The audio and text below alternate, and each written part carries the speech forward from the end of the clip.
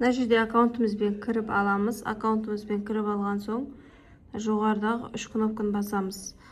Мына жерде пройти верификацияны бассақ, жаңадан тіркелген аккаунттар сіздер осы жерден верификация өту керексіздер.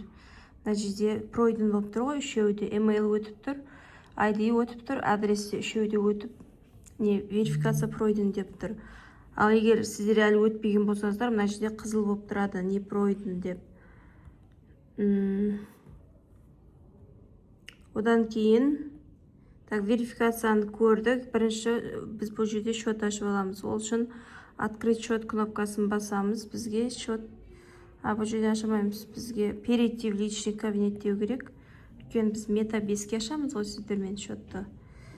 Перейти в личный кабинет. Осы жерге трейдинг аккаунт деген жерге new. Мен енді ағылшынша да жасай берем. Мына жерде русскийға ауыстырып алсаңыздар, өздеріңізге оңайырақ болады. Так, новый.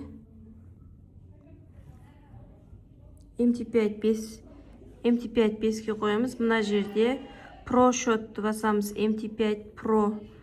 Себебі MT5 Pro цент болса, центовый счет ашылып кететін болады. Сол себепті Pro'ны таңдаймыз, хеджға қоямыз.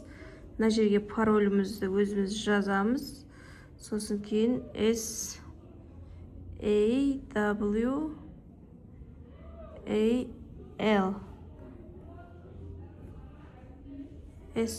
емес, SAWAL. Осы партнердің кодын